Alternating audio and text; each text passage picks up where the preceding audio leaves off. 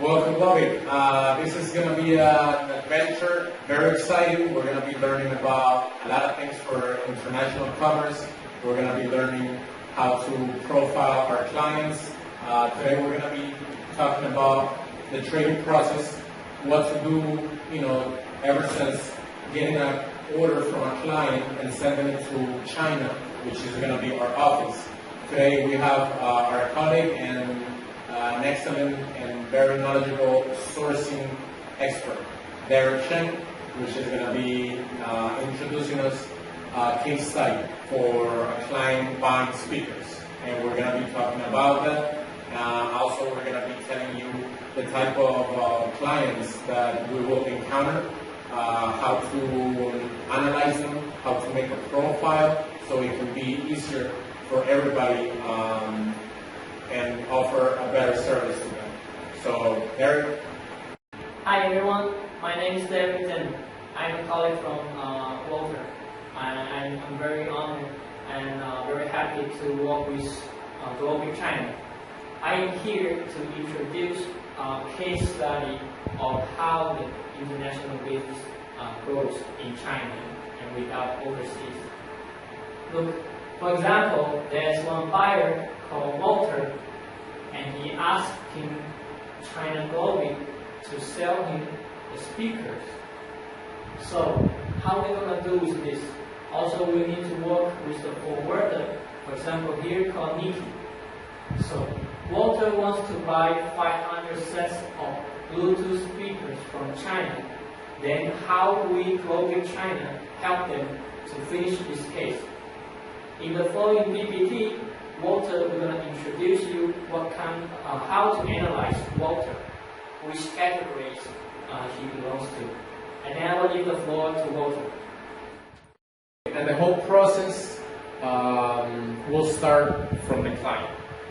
Our goal, especially the sales team from Glovic in Miami, Dominican Republic, Colombia, will be to analyze who do we have in front of us inquiring our services. Is it a retail investor, somebody that, they will just tell you, hey, I want 10 pieces because I want to start my own business selling on eBay, selling on Amazon? Or do we have a business already established that maybe they're buying from Derek, a distributor, local distributor, but they want the chance to import themselves and gain more money at the same time? Or do we have, let's say, Bob, the constructor, who has a different type of business, not trading, but needs solar panels, or he needs lighting for his next big project? So once we analyze what type of client we're dealing with, we're going to be able to offer them different services, and also we're going to be allocating time towards each one of them. We need to understand what services they need. Are they looking for a product because they want to sell through, their family, they want to start an online business, they want to grow their business, they want to get into a new line of product? Let's say Derek is selling electronics, but he wants to start selling appliances. It relates to the same industry, but he wants to expand.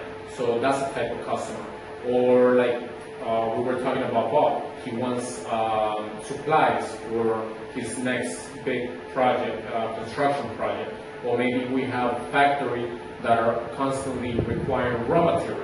So we're going to learn about that, and we're going to be able to profile before sending the information to China, so we here can do a better job and a faster one as well. So we're gonna decide the client based on 4 or 5 categories.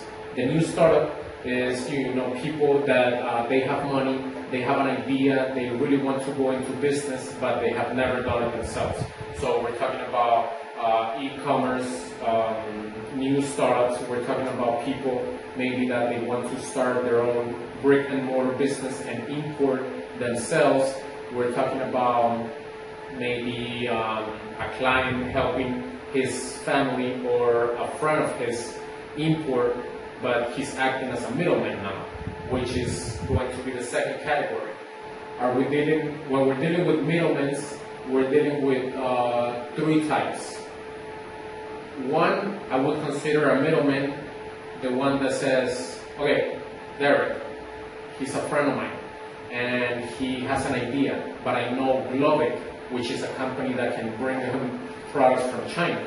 Let me try to make some money and work with Glovic in the name of Derek. So let's say he wants cell phones, so I'm going to be telling Glovic, hey, this guy wants cell phones. So this person is becoming a middleman. Then we have what's called distributors. These are people that are constantly buying wholesale to sell either retail or to other small businesses. And the last one, trading companies, are bigger business already established that they have been selling for a long time, and they are knowledgeable about what they want and what they are looking for. Another, we're going to come into contact with this client, a retail client, and we call him retail not because he's buying one, because retail for us will be, hey, I want 10 products, I want 10 scooters. For us, that's not wholesale, because once we go to the factory, we're not going to be able to get the best price possible, and we're going to categorize him as a retail client. Or the one that says, no, I want to buy $500 worth of a product, or $1,000, which in reality, when doing international trading, we'll consider him as a retail client, because he doesn't have the capacity to buy a container, thus he's not getting the best price possible, and he's not going to be able to compete, let's say, on eBay or Amazon, which is more than likely what they are looking for. Then we have a direct investors. These are business owners that they want to import a container themselves, because they already know what they're doing and what those products will be used for. Also, we have the projects, which are really good, and we have worked in the past with them. Just as an example, opening a new factory, buying machinery for the factory, buying raw material in order to produce X products, apparel, water bottles, anything we can think of. Those are projects, construction projects. These type of clients will happen only once or maybe twice, because it's a one-time deal, but it can be very big and lucrative. So we're gonna devote time into those, looking for those, and also catering to those. And at the end, we have sourcing companies. We have, maybe other companies here in China with clients in Guatemala, clients in Ecuador, clients in other countries that are looking to source. So they're gonna outsource, their sourcing, if we can say. So Derek is gonna have a client from another country that is looking for X products, and we're gonna be helping them. So it becomes like a partnership. Just like a logistic company has agents in other parts of the world, we're going to have sourcing companies in other parts as well. Later on, we're going to expand a little bit in another training video about this. Now we're going to go into tips about talking to clients. There's always basic questions that will help you analyze right away who are we dealing with. So trading terms, which you will learn at the end of this chapter, like exports, FOB, CIF, are negotiating terms with the factories here in China, which will give the client either an advantage, for example, in price, or he's going to be at a disadvantage and he doesn't know it. An example, Derek is buying water and I'm the factory. So I'm giving Derek this bottle of water for $1.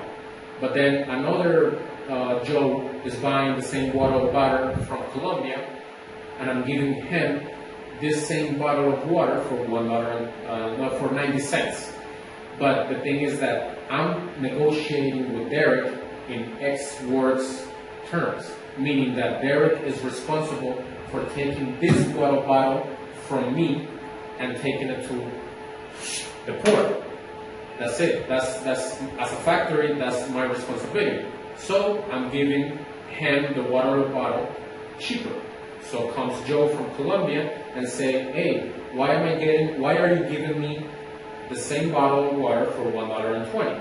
So you need to understand what these terms are so you can explain this question to Joe. Meaning, okay, Joe, he's buying exports terms, which means that he has to be responsible for taking this container of bottled water to the port. I'm giving you FOB price, which means that I'm taking care of the whole local transportation to the port, and that's the price difference. And you need to know this because factories here in China, to give you a better price, they will try to give you X words, and for those inexperienced buyers, they will not know the difference, and when the bill for the forwarder or logistic company comes, they will be surprised, mad, they will feel cheated, and well, a lot of things. Another important thing is lead time. So most of us at the beginning, when trading with China, we really don't know the process that it takes to manufacture this, taking it to the port, and then finally getting it to the final destination, be it Miami, Dominican Republic, Colombia.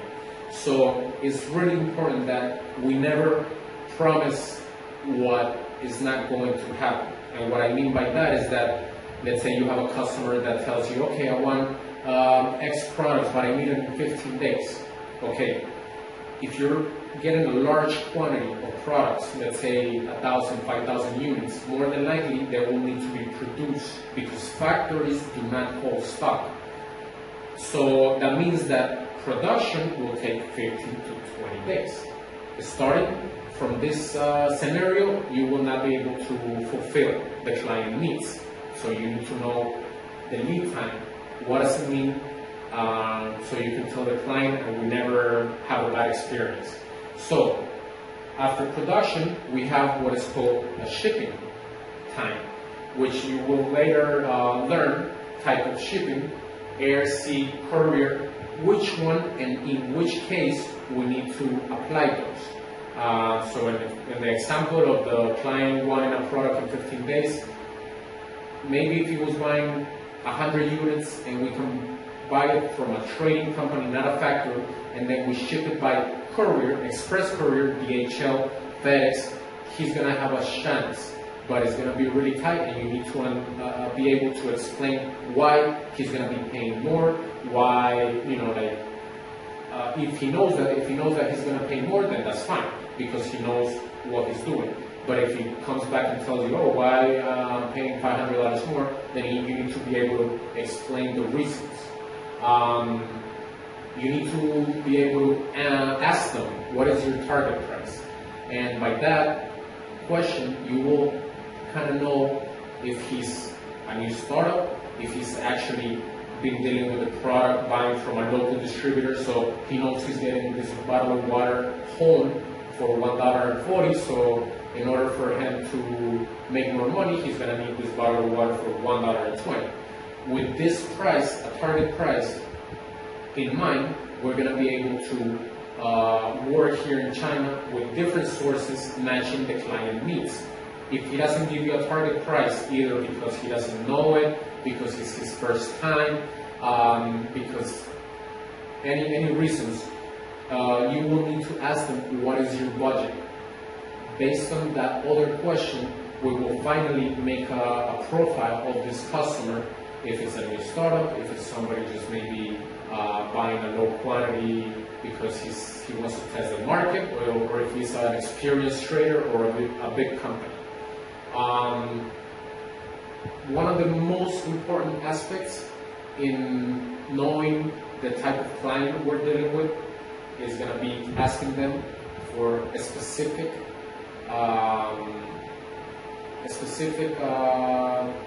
technical specs. That's what we call them here. The specs about the product. So if he's buying a bottle of water, which doesn't need a lot of specs, at least he's going to need, well, no, let's put another example. He's going to be buying a cell phone.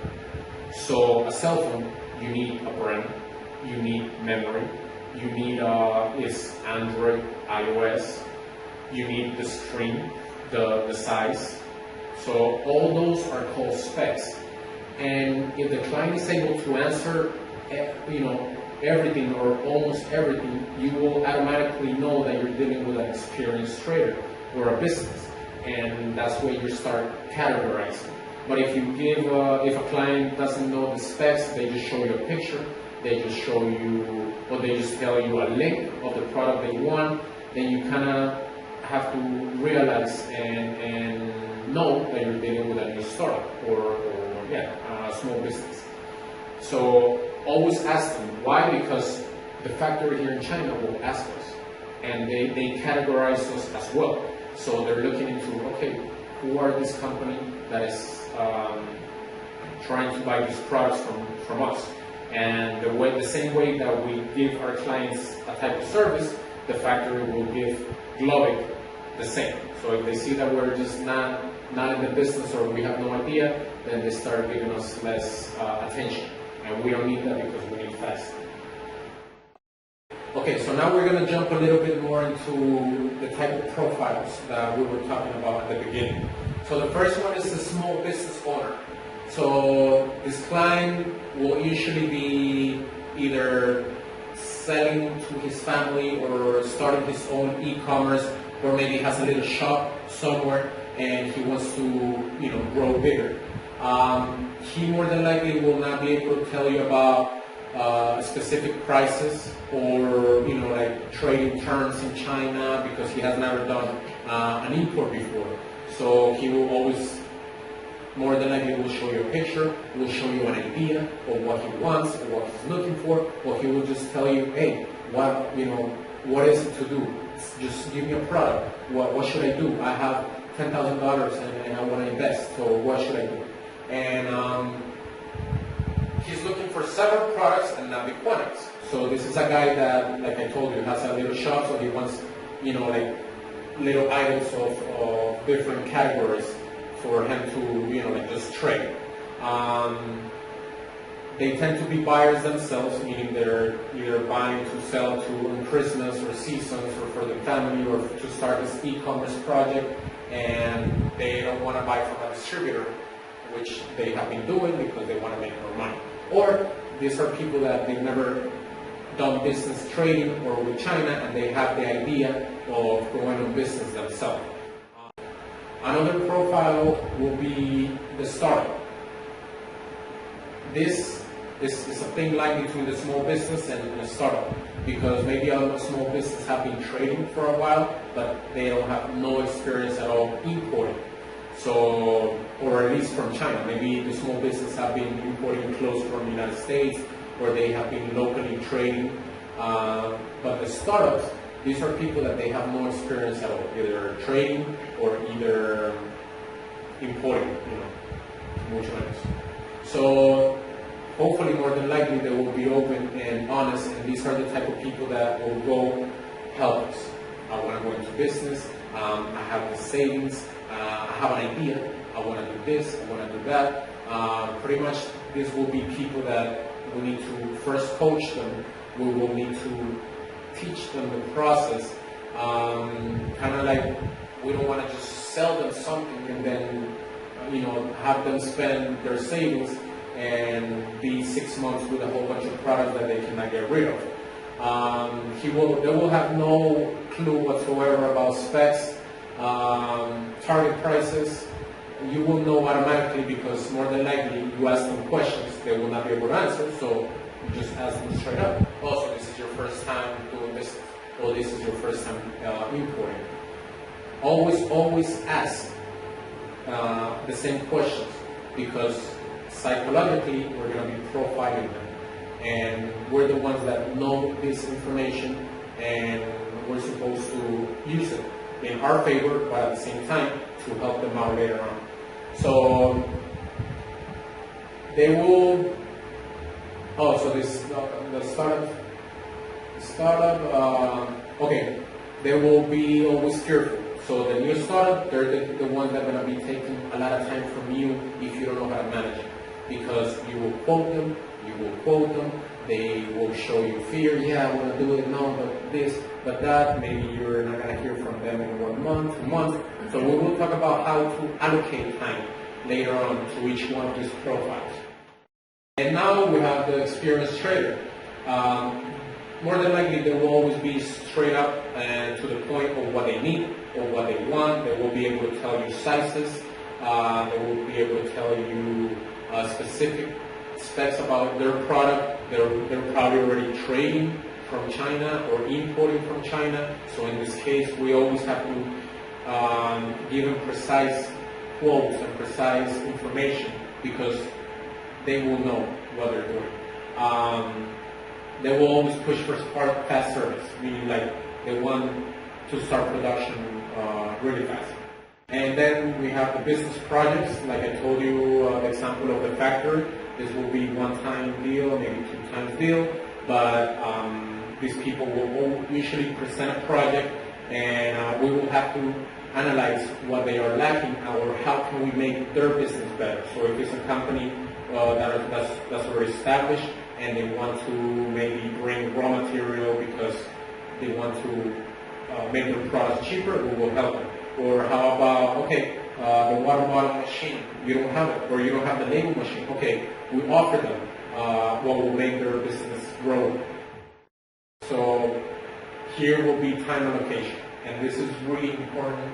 And my friend, colleague Derek Sang is his concept, and I think he has the most experience of all in sourcing. So he's been, like I told him, hey, how many sourcing inquiries you get a month? 100. Okay, and how many business you close? 2, 3. So why is that? And how he hasn't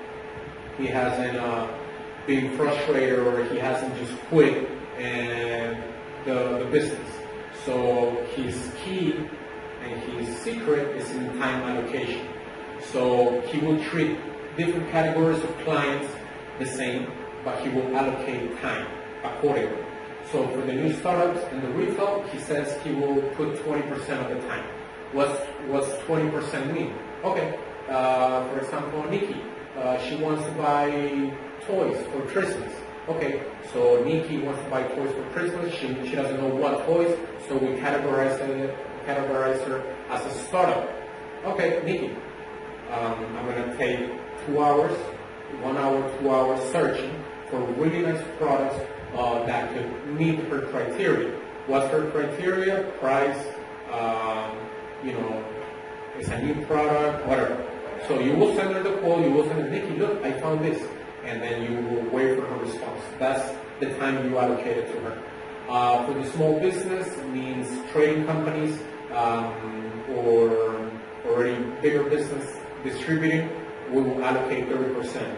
In these cases, we need to take our time to find at least 2 or 3 factors that we can match, and they have to be just not any factors that you pick up on a legal one. They have to be reliable sources, because more than likely these people will be putting orders fast, and we need to have the backup ready. And we will take the time to give them prices. We will take the time to compare. We will take the time to give them shipping estimates, as well as sometimes they will ask us, hey, how much do we pay the customs for this specific product? And then it comes the trading business and the trading companies and business projects. This, like I told you, will be the biggest.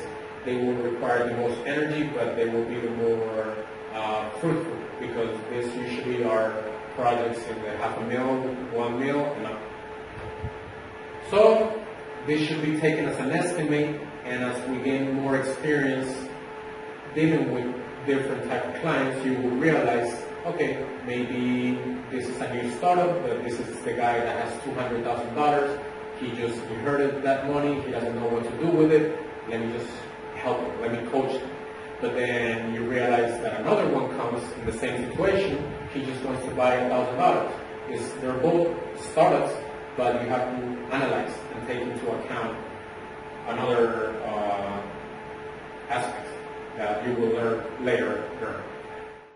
And now I'm going to leave you with Derek. He's going to present to you the case study of a real life situation he has been working on for a company back in Guatemala for speakers. This is more like a stereo system. So he will present to you, and thanks to Walter, his wonderful explanation of all the cases and ideas. Right now, I'm going to make a case study example to explain how the process is. Remember, at the beginning, I made a sample that there's one buyer called Walter want to buy speakers. 500 sets. How we go with China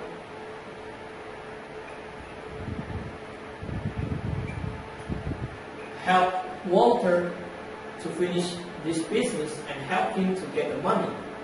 So please look at this PPT PowerPoint. This is the quotations that we need to prepare for our client, Walter. So, this is a typical quotation for international business. And when you ask a startup, maybe they don't know what is quotation. But you are dealing with projector or trading company, they 100% are going to ask you, okay, please send to me a quotation of the speakers. So you need to know what is quotation. So from this chart, you will see in the quotation, you will have the company title, which is the factory, which one make this product, speakers. And then you will have the invoice number, which means is the reference number for the factory to look into this quotation fast. Also, this is the company address and client's info. You need to put over here. And the important part in the middle is the detailed specs that for these speakers. So it has the model number, pictures, and the specification, the specs all involved, the price, quantity, the total amount. So please move to the next PPT. Also, the later part of the quotation, you will have the trading terms, the shipping terms, and also the bank info to receive the money. And here is the signature and the stamp from both parties, the seller and the buyer. So this is a typical quotation you need to know and you need to offer to the client. Alright, so we explain what is quotation.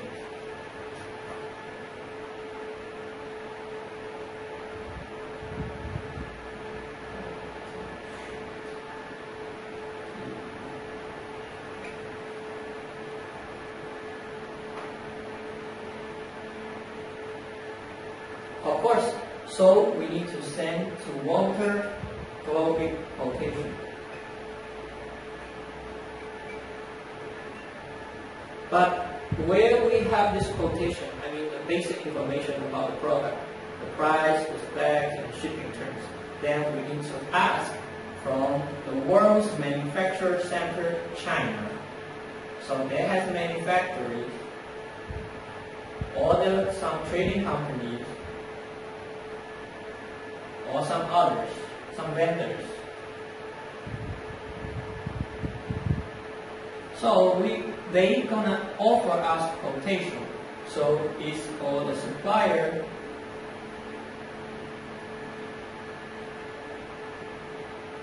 quotation. So we're gonna help Walter to asking the quotation from the manufacturer. So how we're gonna ask from them? So how we can get the quotation fast and as detailed as possible, close to what Walter asking the speakers. So we know there are millions of speakers, like millions of girls in the world. What kind of speaker Walter is asking? So you will need to talk to Walter about what kind of speakers he wants. as Walter, the Walter in the video, not the Walter here, explained in the previous PPT, you need to ask very important about the specs of the speakers. So look at this PPT. Try to get as much info as possible from the beginning with the client Walter, to ask him if you need the front panel to be glossy, or do you want to have LED display, or you want to have USB, FM, Bluetooth function, or how big the output you want to put with these speakers and the subwoofers. Also asking the target price or the quantity. So asking as more as you can. So with all the information, we can know what kind of Walter is. He is a new startup, or he is a regular trading company, or he is a very successful businessman just looking for another one to help him out because he has no time. So try to get as more as possible. So from there, we can be very professional to have the quotation from the supplier. But, you know, somehow if Walter is a new startup, he can only know like, okay, I just want the output to be 20 watts in total and the target price is $17 and the quantity is 500 sets. Or he say, no, I am new in the oil business. I just know that the market here they are selling at $18, so I need to pay $17 on my side, and I want to buy 500 sets. Or even worse, Walter is a friend of a friend asking. So he say, hey, I have one picture for reference only. I want to buy 500 sets. So you have all these occasions to need to deal with. So you need to bear in your mind, you need to try to get as much as possible in your mind. So from here,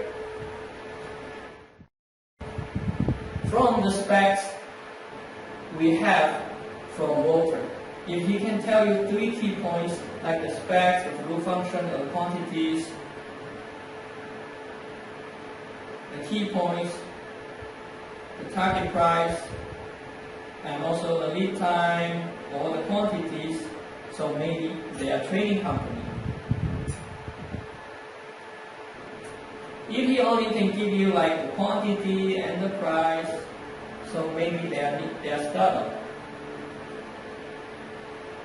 Or if he just send you a picture, nothing more, so maybe they are new guys.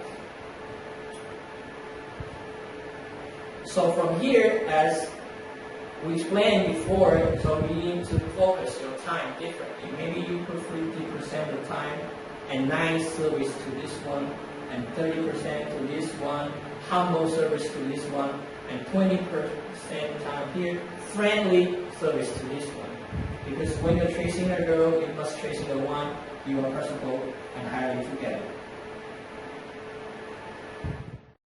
Next, we need to know some concepts, some basic file that working during the trading business. Here it has PI, performance invoice, CI, commercial invoice, and packing info.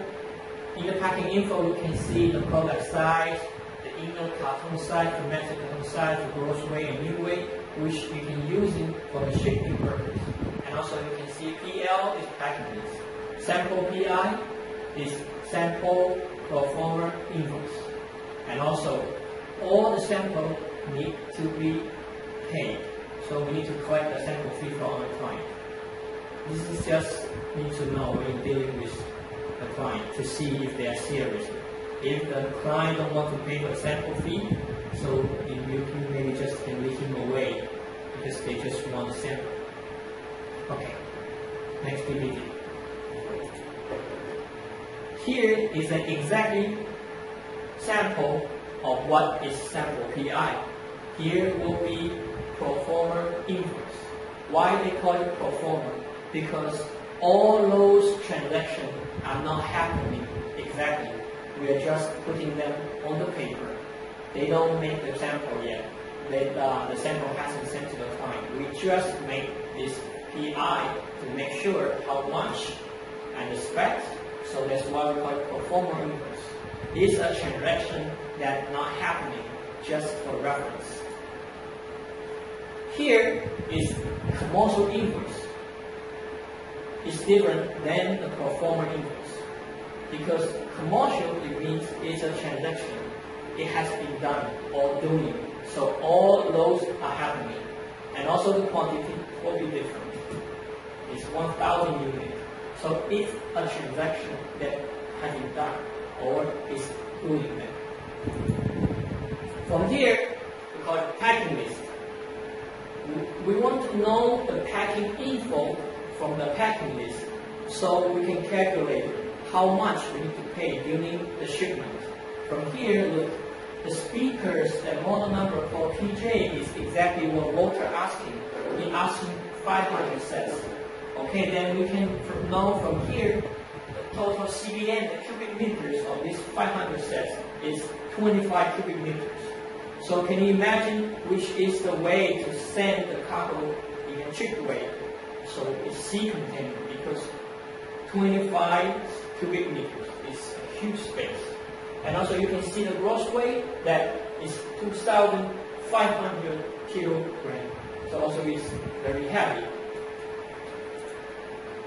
So all those concepts we explaining, you need to talk with the client. So you can have a basic, you can have same concept that you are dealing with. So you are in the same channel. You are talking to the same spec. You are talking to the same idea. So you can get close easily. So from here, that we need to explain a little bit because these three trading terms is very important regarding the price we are talking about. Remember in the previous video that Walter is talking about a bottle of price according to a Colombia friend and to an Indian friend. It's different price. It's because the trading terms are different. Maybe a friend from Colombia asking Walter if he can find him a bottle worth $1. But $1 is the actual price. But this friend from Colombia want Walter to deliver this month to Colombia to him directly. So they are talking about seed price. So the price maybe will be 1.5 or $2. So that's why we need to explain a little bit over here.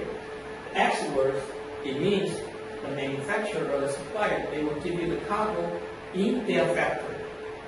And FOB price, it means the supplier will send your product to the port you ask in supplier's country.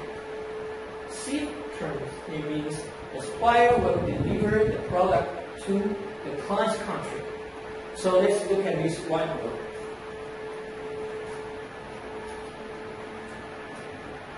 We are talking about the case study that Walter, this client, wants to buy 500 sets of speakers.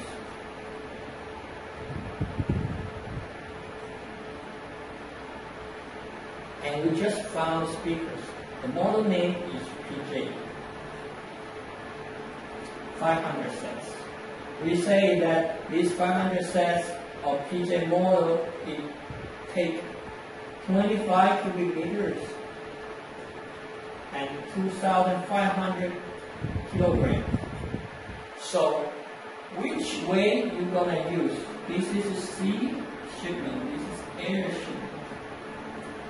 So we're gonna go through this term. Why? I will explain to you later. So we are talking about the difference between the trading terms. This is extras. That the supplier in China will produce the product and put in the warehouse. So Walter came a long way to get the product in the warehouse. So we thought this is export price. Like for example, is $17 per piece. The unit price.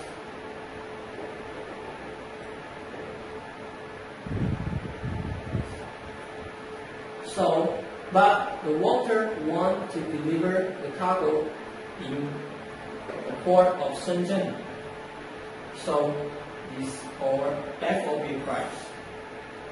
It means the supplier needs to deliver the cargo to the port through the port of China to put it on the boat. So this process, we call it FOB terms. So because the factory needs to pay the truck to move the cargo from here to here, and then also the supplier needs to pay the container yard to move the cargo swing to this boat. So this process costs a lot of money. So maybe the unit price for FOB terms will be $18 per piece. So please pay notice to this. So when we quote to Walter X-Works, PJ model X-Works price is $17 per piece. But PJ model FOB Shenzhen price will be $18. But Walter said, no, I don't know Chinese custom. I don't know anything at all. I want the product to be directly to the port of Miami where he's living. So it means that this container needs to take a long way to transport, to pass through the Miami custom. So also the supplier needs to pay for this charge to pass this charge. So maybe the CIF, the PJ model CIF Miami will be $25.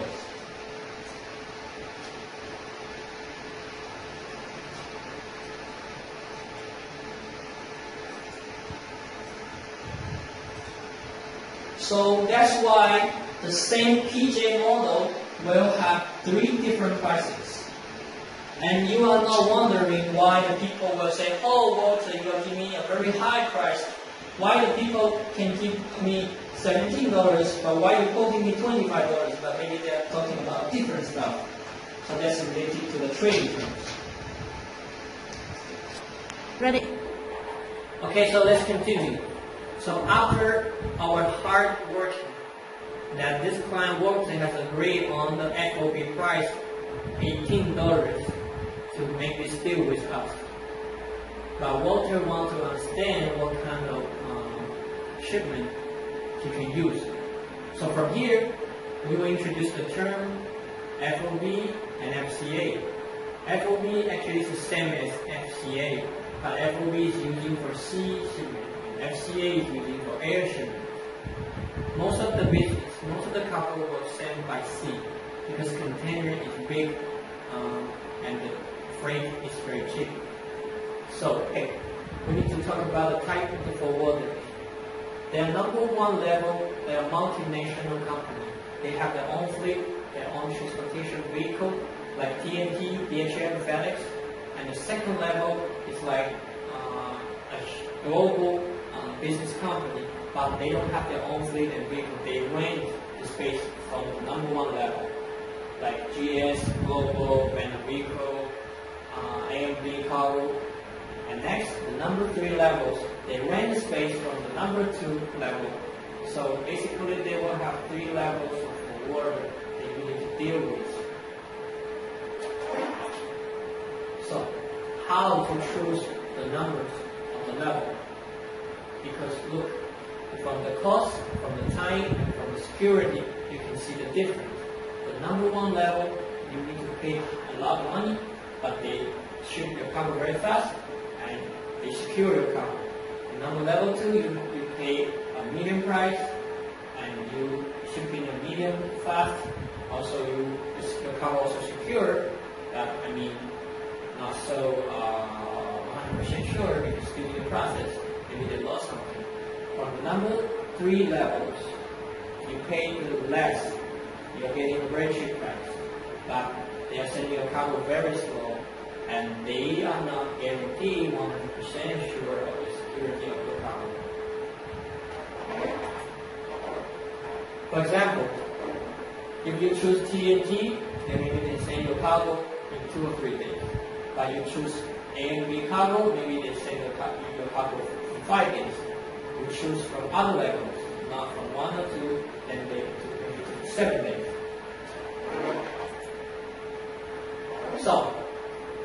Then we need to ask our client, what do you want us to ship? Maybe Walter just want a sample to be this country to check if this speaker is very good. So we can send DHL FedEx because we need it to be there very fast. But after the sample confirmation, Walter likes this product. So Walter needs his 500 sets of Bluetooth speaker to be in this country, but in a safe and cheap price. So what we're gonna do? So let's see here. I think everybody knows that the sea shipment is cheaper than the air. Also, the sea shipment FOB terms were related to the containers, and they are three types of containers. They are 20 GB, 40 GB, and 40 HQ. So let's look at the PPT. We will have an explanation of what is 20 GB, what is 40 GB. The carton size of each speaker is 0.05 cubic meters. And so 500 cents will be 25 cubic meters. And each speaker is 5 kilograms. So we will have in total 2,500 kilograms. So we need to choose the container size. As we see that there's FCL terms and LCL terms. FC is full container shipment. LCL is less than one container shipment. So you can see that there are three types of containers. 20 GP, the full name is general, 20 general purpose, 40 general purpose, and 40 high cube.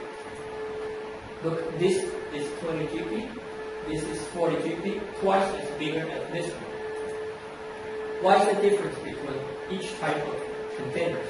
They are differentiated by the size.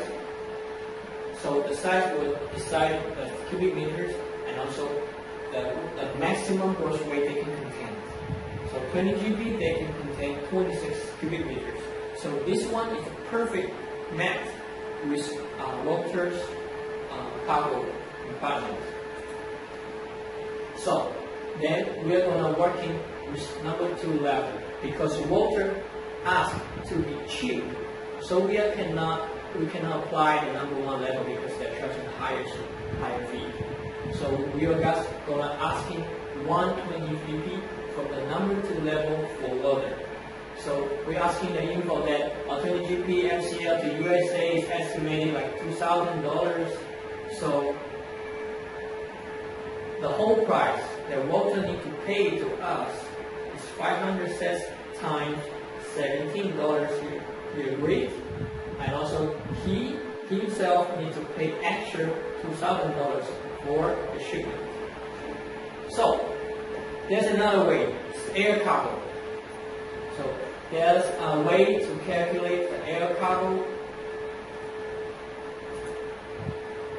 It's here, it's FCA. Okay, let's say that Walter placed the order at October and we finish at the October, and then soon there will be Christmas season. So Walter wants the product to be Miami as soon as possible. The only way to catch this season is to ship by air, because by air maybe 5 to 7 days, but if you ship by container, it will take you 1 month. So we need to calculate how much Walter needs to pay for the air shipment for him to give me a reference price. You know, we have the calculation that 500 sets of the speakers is 2,500 kilograms. But in the real ways,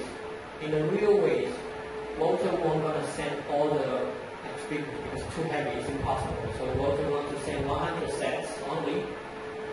100 sets is equal to 500 kilograms. But in the air shipment, they don't calculate the weight.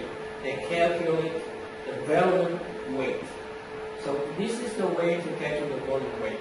The length times width times height in centimeters, and then divided 5,000 times the unit you need to send is 1,000 kg.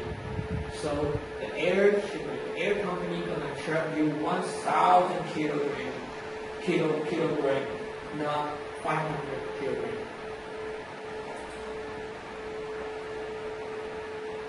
So anyway, we will send. So the other way is try to shorten the lead time, so we can save some shipping time for Walter's emergency cargo.